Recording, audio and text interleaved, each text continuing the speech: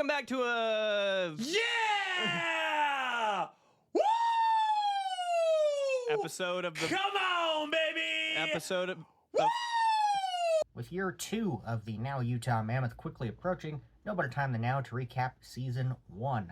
While a good improvement over the previous seasons in Arizona, there's still a little more out of this group that you'd like to see, so hopefully with the improvements made during the off-season, they can be able to achieve that and hopefully make the playoffs. During that first season, they finished 38, 31, and 13, a total of 89 points. They did end up missing the playoffs, which was a good stretch after the All-Star break to try and get in. However, St. Louis decided they wanted to win 10 games, pretty much knocked everybody out of the running there. Points percentage of .543, goals for of 241, and a goals against of 251, so not too terrible in those numbers, all things considered. Finished 6th in the Central, 11th in the Western Conference, and 19th overall in the league. Going month by month, they started October 5-4-2, November 5-6-2, December, a good month, 6-3-2, January, a little fall off from that, 5-6-3, February 6-3-0, March 6-5-3, and finished April with 5-2-1. A home's win of 18-15-8, and the aways win of 20-16-5. Big struggle for Utah during the beginning part of the season, especially, was the home matchups. They were abysmal at home during the beginning of the season, but however, were able to round into a better form following the All-Star break. Hopefully they can keep that pace up throughout the entire year, because definitely that beginning stretch of losing pretty much every home game definitely sunk their chances of making playoffs. During the season itself, we'll start with signings, a couple entry-level, Terrell Goldsmith, Owen Allard, Daniil Boot, Dmitry Simashev, and Gabe Smith, all getting their 3-year entry-level contracts. March 3rd, Ole Mata got an extension, 3 by 3.5. March 5th, Kerfoot, a year by 3, which personally I hoped for more from him because I've really liked Kerfoot's game. I thought he always gave a good effort every night. I liked his speed on the fourth line. Nothing to complain about with him. So hopefully he can improve a little more during this year and maybe get a little longer of an extension.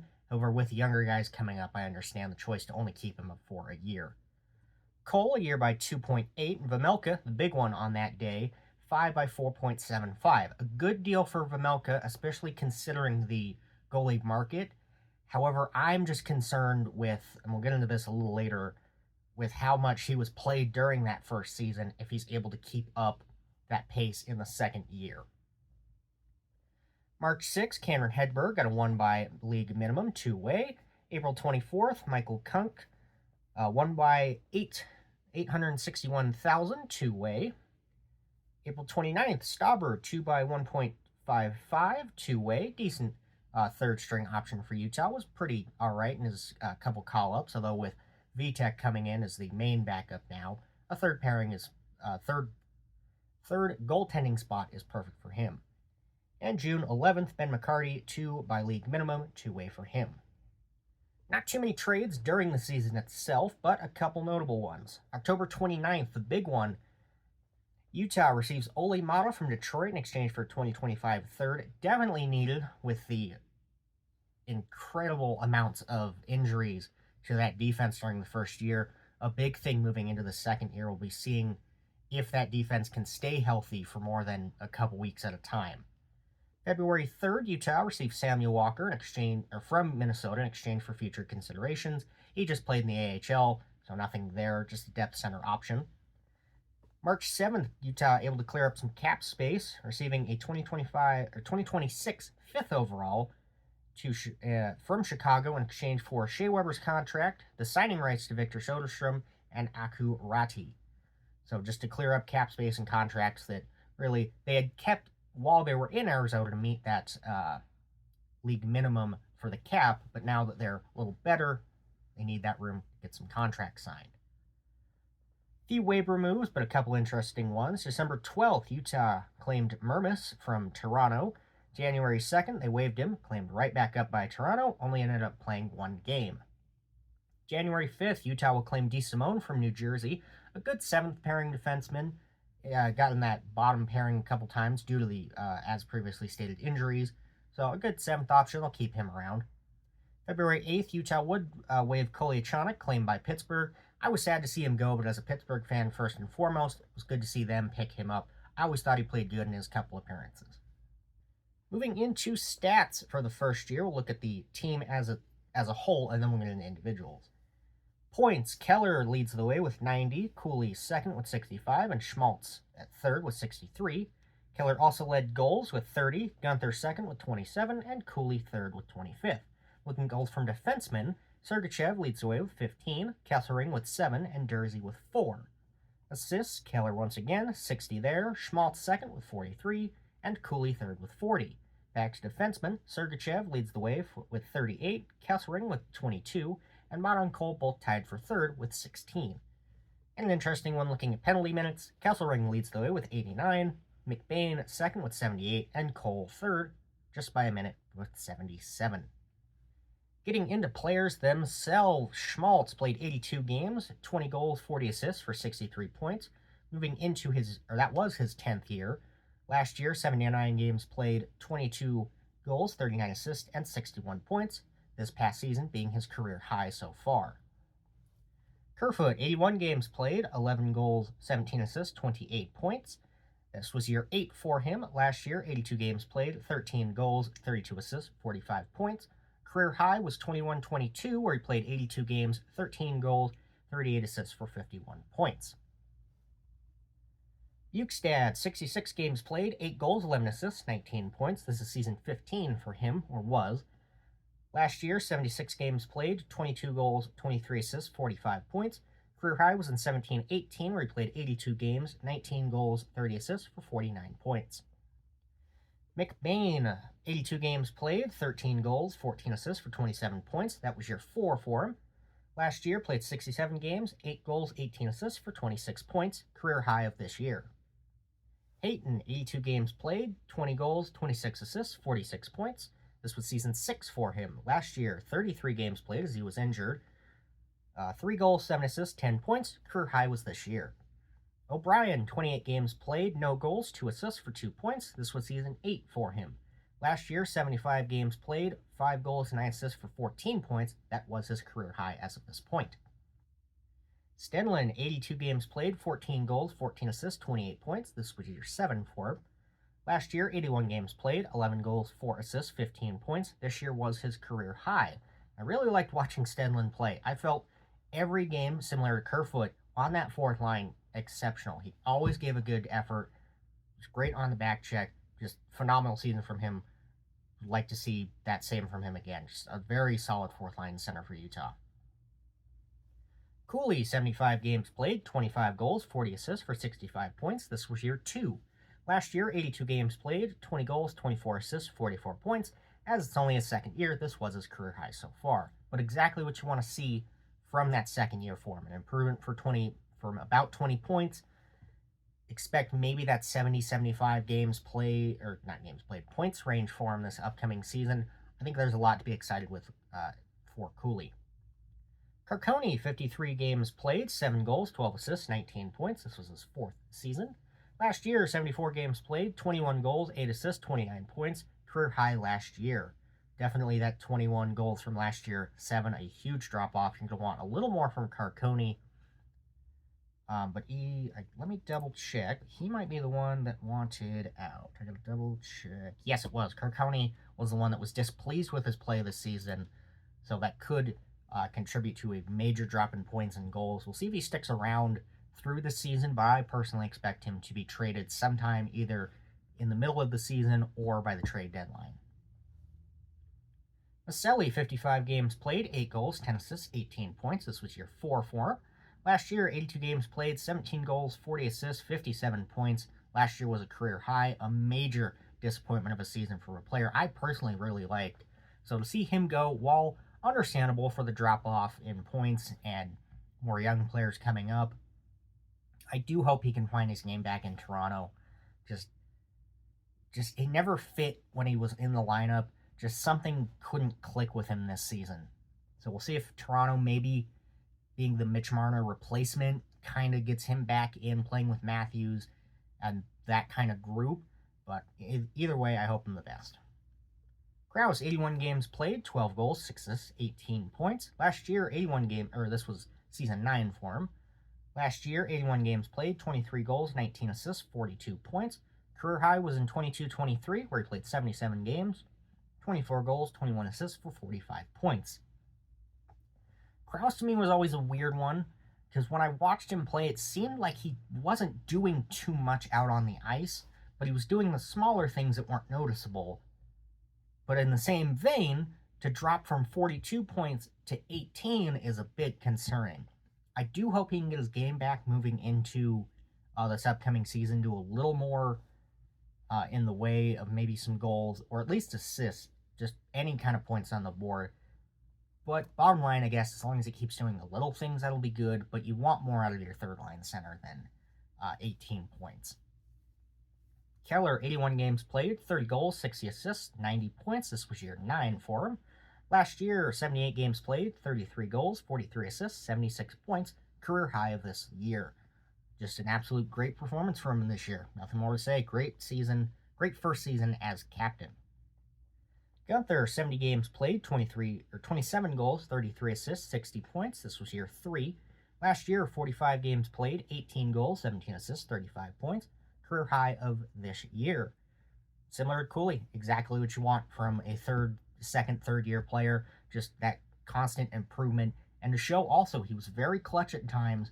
When Utah needed a goal, he was there to get it for him. A couple times I remember back-to-back nights, OT winners. He's got that in him. He's got the good goal scoring. Plenty to be excited about. Yamamoto, 12 games played, 2 goals, 1 assist, 3 points. This was year 8 for him. Last year, 59 games played, 8 goals, 8 assists, 16 points. Career high was in 21-22, where he played 81 games, 20 goals, 21 assists, and 41 points.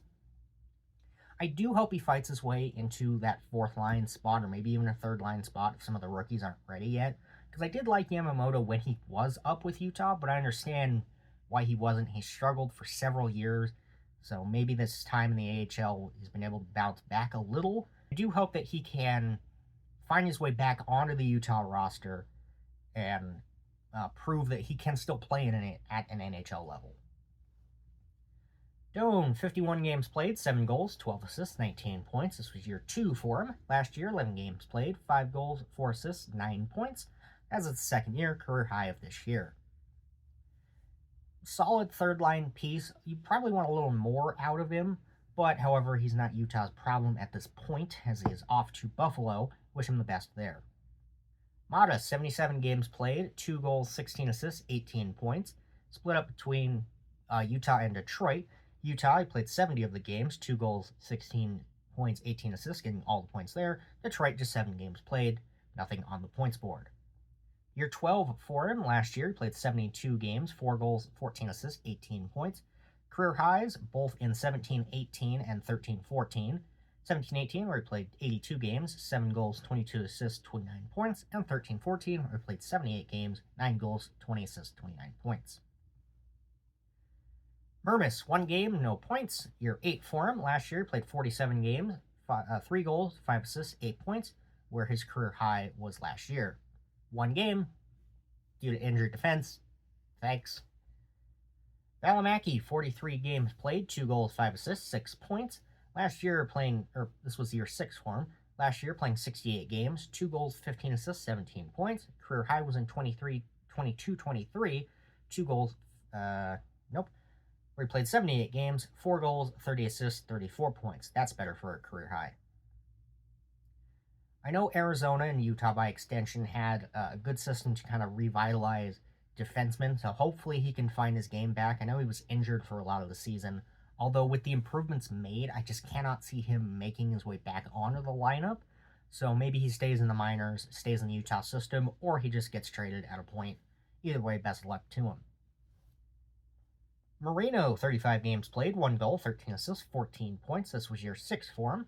Last year, playing 75 games, 4 goals, 21 assists, 25 points. Career highs in 19-20, 56 games played, 6 goals, 20 assists, 26 points. Was injured for a good majority of the year, but when he came back, he was great on that top pairing. Hopefully, we can see more out of him this year. Kesselring, 82 games played, 7 goals, 22 assists, 29 points. This was year 3 for him. Last year, 65 games played, 5 goals, 16 assists, 21 points. Career high this year. Was a great middle pairing man. However, he's now off to Buffalo, but with the improvements made to the defense, not much lost from him leaving as replacements have come in. Lamoureux, 15 games played, 1 goal, 2 assists, 3 points. His rookie year for him. Decent year, within the box, a little much for my liking, but was a rookie defenseman. Not too much of a surprise there with him. Cole, 82 games played, 1 goal, 16 assists, 17 points. This was year 16 for Cole. Last year, 78 games played, 2 goals, 9 assists, 11 points. Career highs in 16-17 and 19-20. 16-17, where he played 81 games, 5 goals, 21 assists for 26 points. And 19-20, where he played 65 games, 4 goals, 22 assists, 26 points.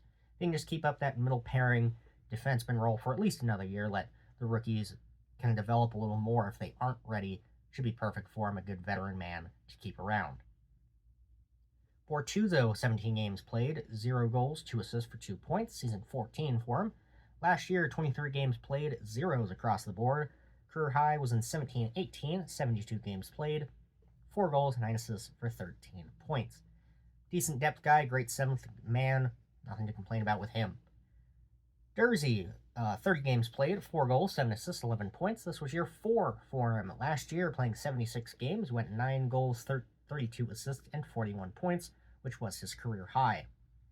Injured at the beginning of the season, when he came back, a decent anywhere you put him in the lineup, he was pretty decent.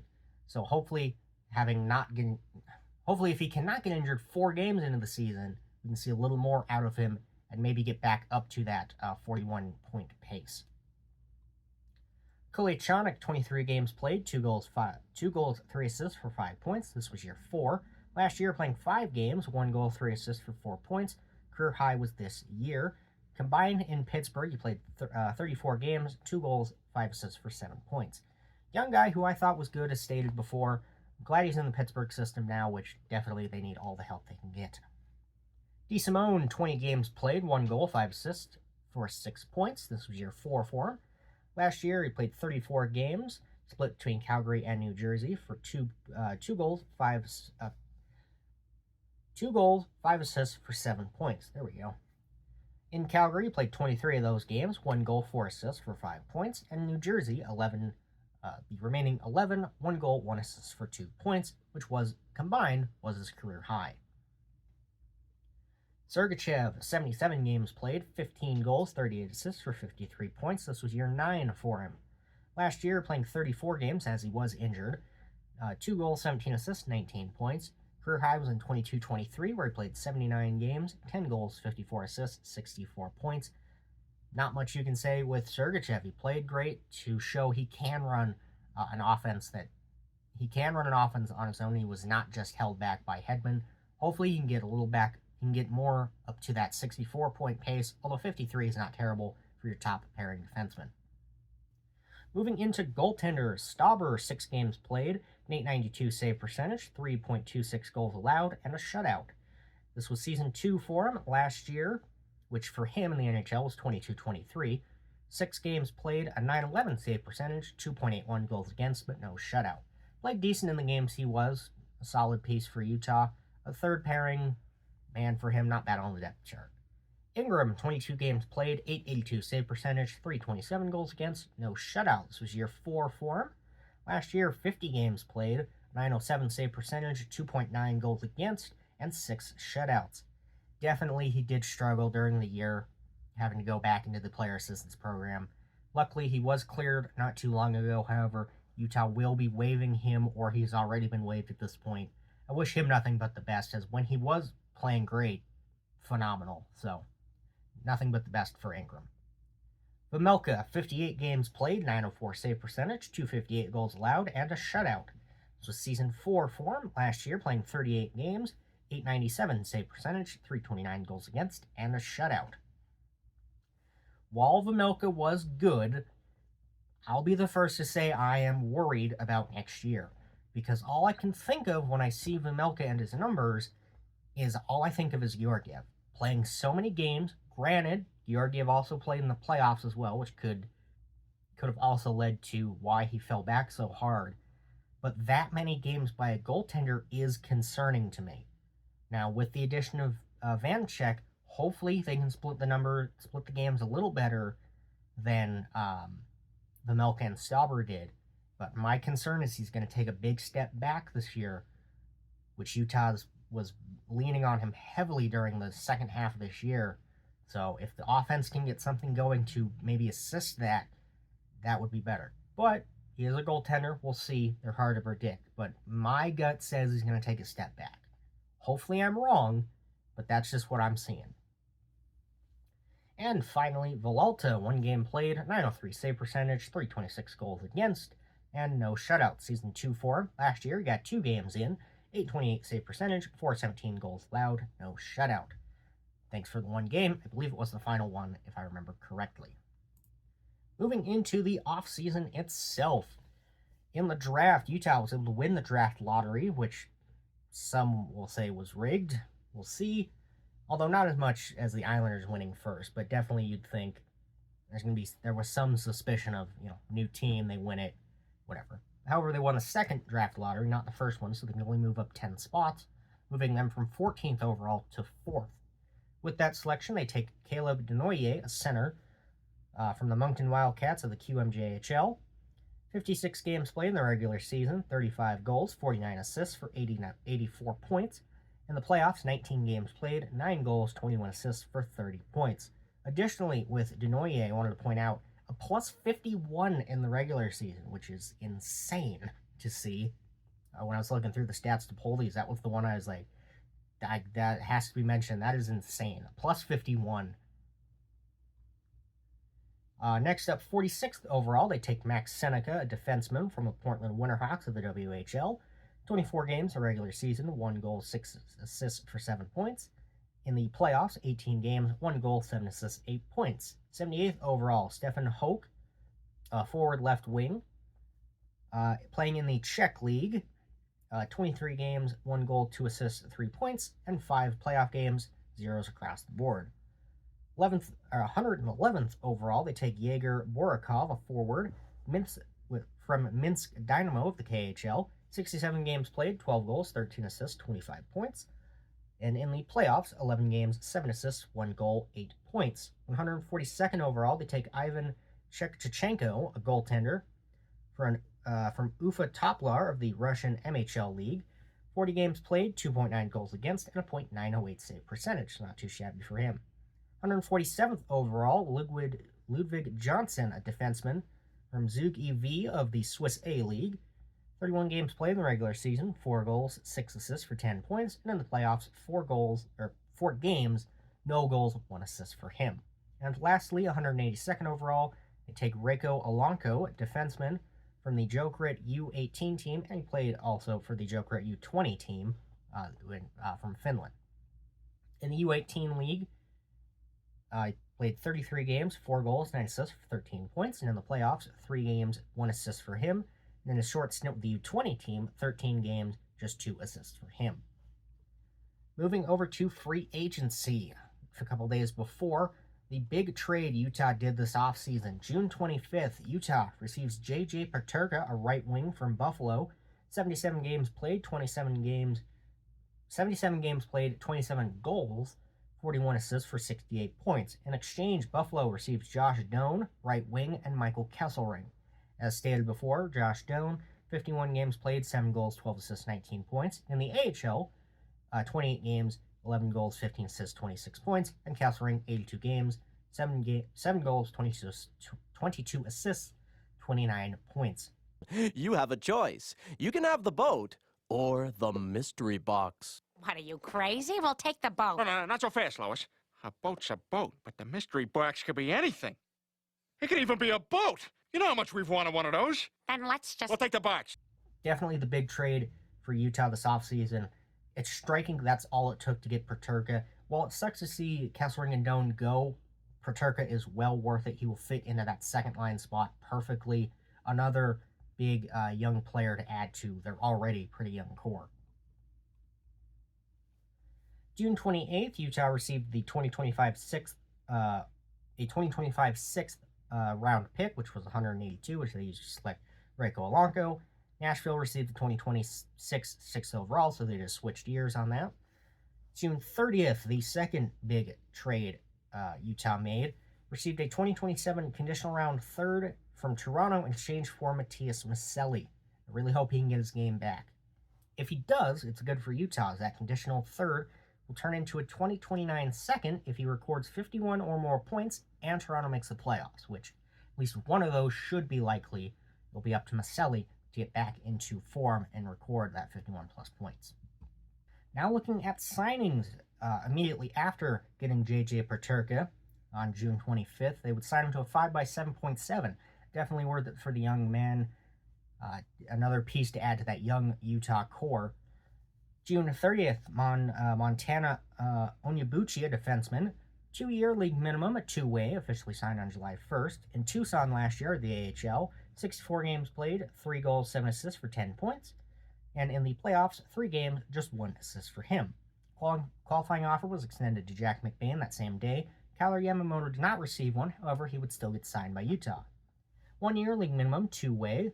As stated before, last year, 12 games in the NHL, 2 goals, 1 assist, 3 points. However, in the AHL, 54 games played, 20 goals, 36 assists, 56 points. I really hope he can make it back onto that fourth line spot, as I already said.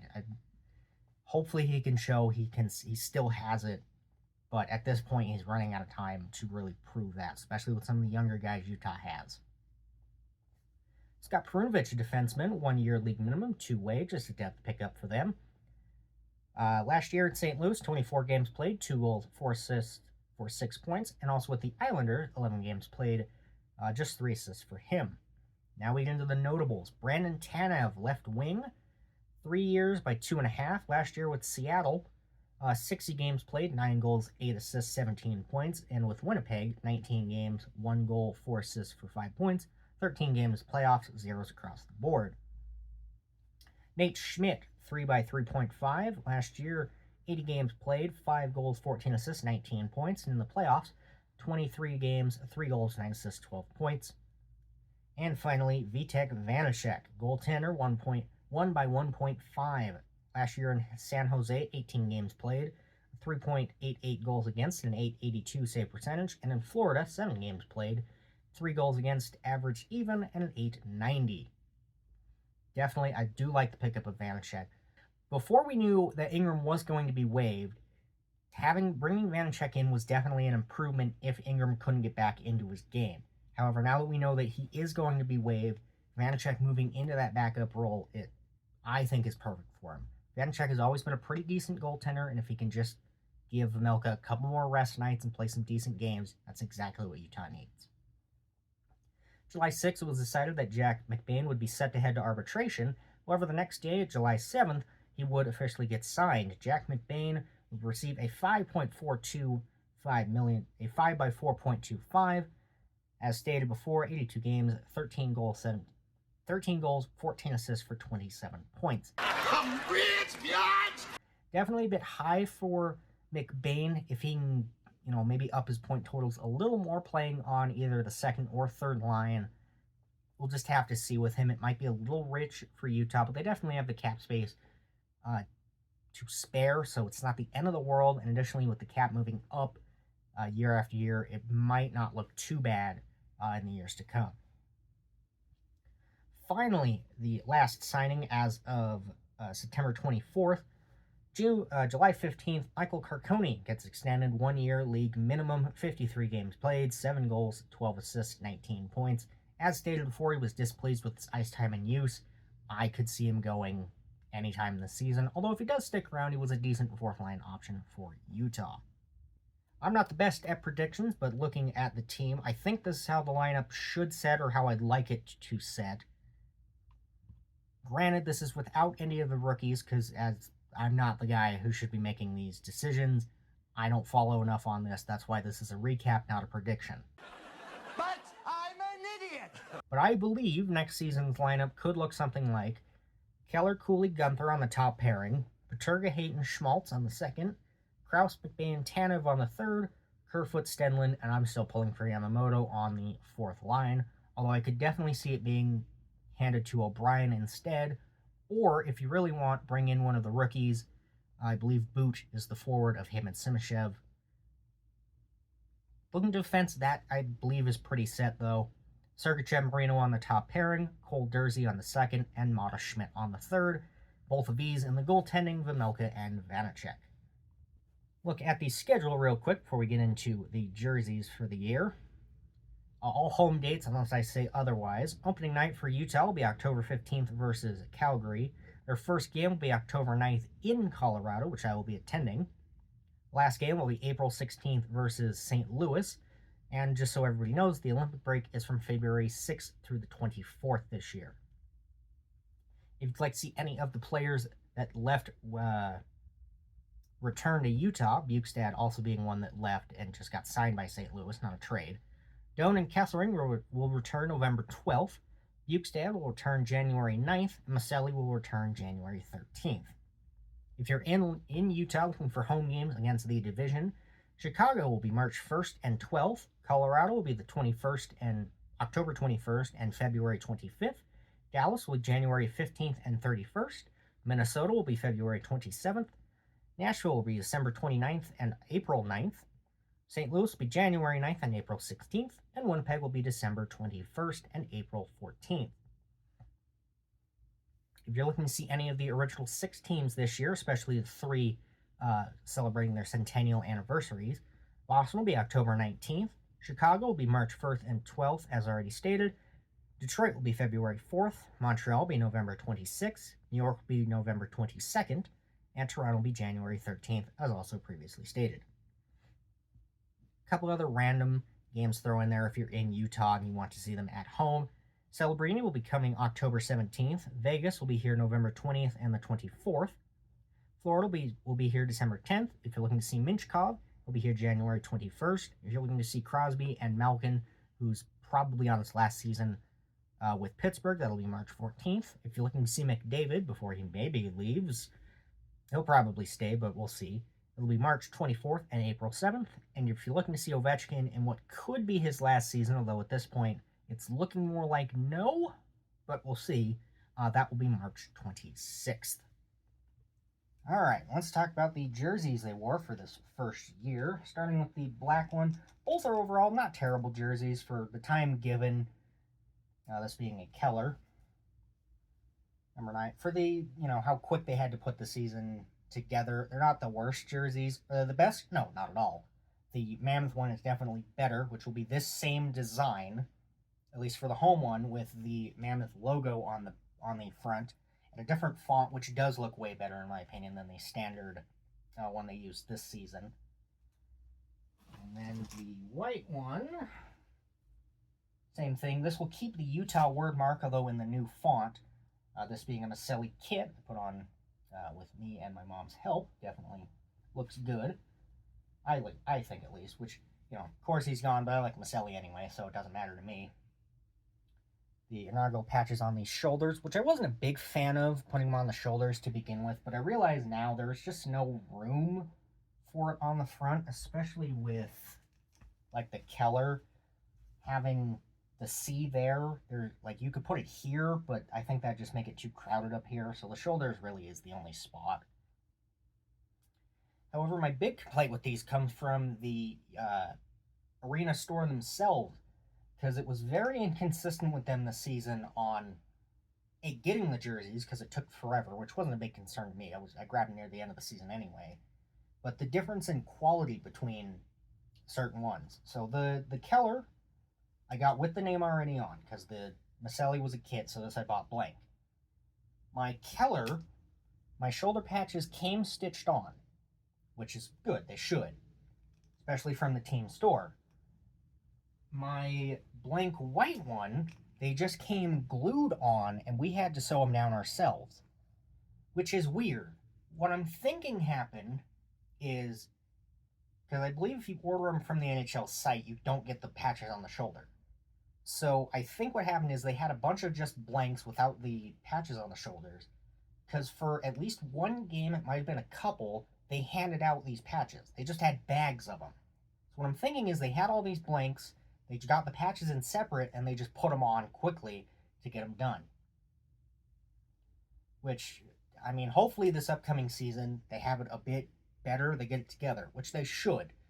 they're not on time limit this time. The jerseys will come out at the same time as everybody else's for this season, especially seeing as these are the same thing, it's just a different logo on the front and a different font, which is not that crazy of a change. The striping will still be the same.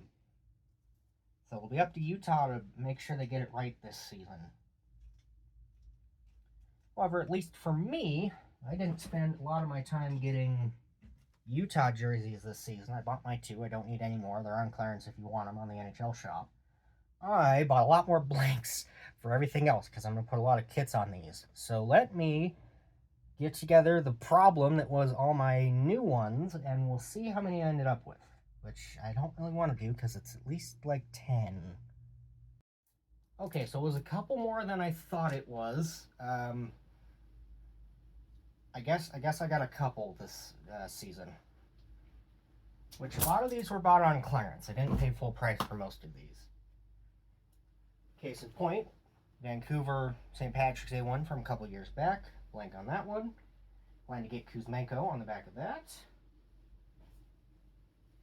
Went to the Caps game this season, so picked up the nice Eagle. It's not an Ovi because they didn't have it on the side I was looking at.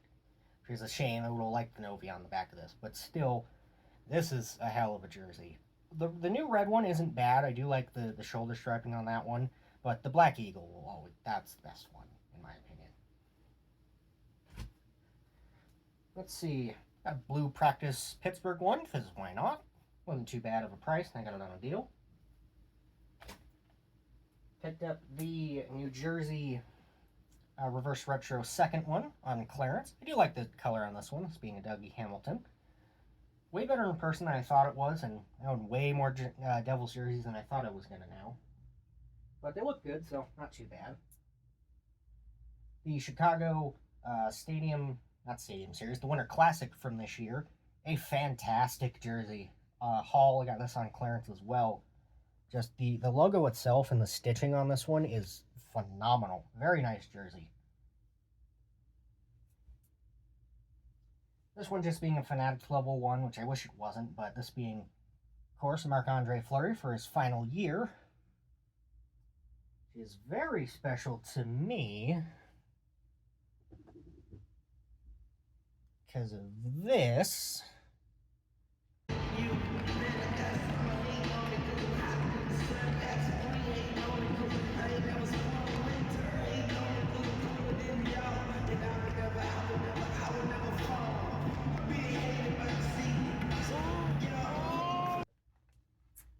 So that was pretty nice. Class act of a guy. Picked up a couple of the Cancer ones from this year, which I really liked. I liked the kind of camo-esque pattern. This one being a Pittsburgh with my name and number on the back. And there's also a Montreal one in here as well. I think the Pittsburgh one I paid full price, but this one I definitely got on clearance. If you fit in an extra small, these are like $45 right now. But this is not an extra small at all. The nice thing I didn't know with the Montreal one is the patches in French, which is just a nice touch. So we got those two. Another reverse retro I picked up for like $50 is the Sharks Seals one. Another Brett Burns jersey, because those are the only Sharks ones I can own apparently. I do like the colors on this one. It looks good in person. Another one that looks phenomenal in person, and they're getting rid of it after this year, is the jersey. Like, something about it, I don't know what it is, but just having it in person, it's very clean. Like, I don't know. It's nice. It is sad to see it go, but I'm not terribly sad. Like, it's not the craziest of jerseys, but...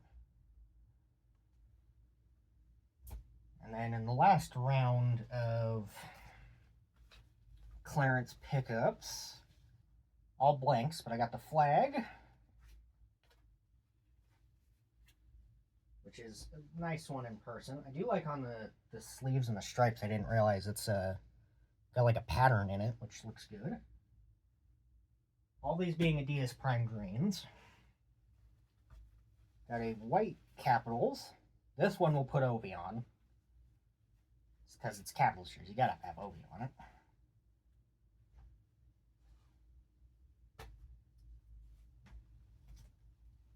got the Tampa Blue, if I can find the top. There it is. Tampa Blue home, which isn't the craziest of jerseys, but I do like the shoulder patch on it. Get Gensel on the back of this one, just because not a crazy fan of Tampa, but I am a huge fan of Gensel. I already own a Gensel jersey, but who cares? Speaking of already owning jerseys, got the updated Pittsburgh word mark with the giant shoulder patches on these ones. These are huge. Like, I didn't think they were this big on this one. The well, it's on front. I can just pull it. Like, the one for the old one are not this big. Well, actually, maybe they are. No, the new one is definitely bigger. By not terribly much, but it might just be the logo itself. Either way, probably my favorite jersey. Just something about it. Well, it probably helps that that's just the greatest jersey ever.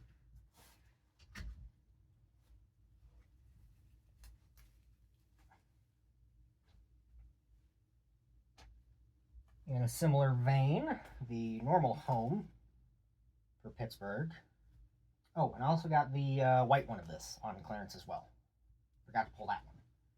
So now I have the nice versions of both Pittsburgh, which is good, because my other Crosby own is just a Fanatics level one I bought years ago when I didn't have money. And now that I do, now I get the nice ones. Similar vein, Vegas gray, because I like this better than the gold. It's a good gray. I also didn't realize like how much is in the logo itself. Like all the nice detail in it. The gold's nice. It's a good jersey. We'll get Fleury on the back of this one as well. And rounding it out is the Avs current home, because I didn't own one. Additionally, another huge shoulder patch.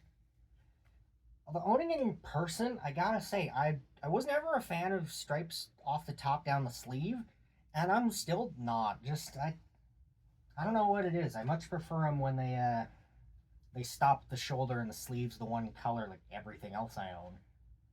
But yeah, I'm not terribly, like, it's a good looking jersey, don't get me wrong. I'm just not a fan of the striping on it.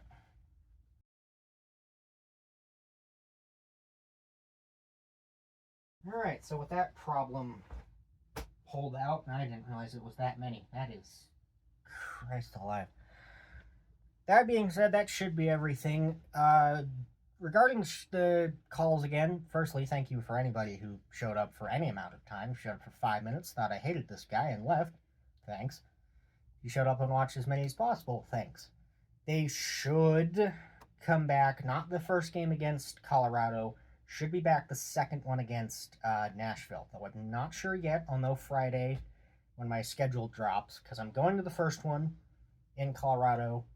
So I might have to work the Saturday, although I'm not closing too much as of this point. Though with the holidays coming up, who knows?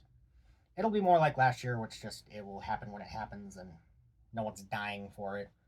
I like to do them. I don't get paid for them. It's just for fun. So if I miss some, I miss some. It's not the end of the world. That being said, thanks for listening to my rambling. We'll be back with calls, hopefully, on the, I believe, 10th? 11th. It should be the 11th. If not, I believe it's the 13th is the game after that. For sure, we should be able to call the first one in Utah. So, nothing, no problems with that one, although probably work all of them, because that's how this works. That being said, thanks for listening. Have yourself a wonderful day, and hockey is back.